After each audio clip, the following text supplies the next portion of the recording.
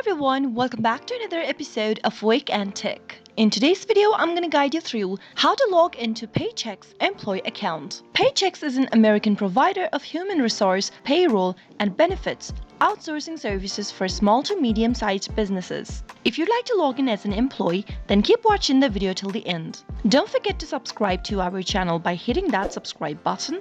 Also press the notification bell icon so that you'll never miss another update from us. Open up a web browser and go to the address box at the top of the screen, type in www.paychex.com and press enter on your keyboard. You'll end up in the main homepage of Paychex, which looks like this. Go to the top right hand corner and click the login button. You'll be able to see an option that says Paychex Flex Login. Paychex Flex provides HR, payroll, time and attendance, benefits, and much more.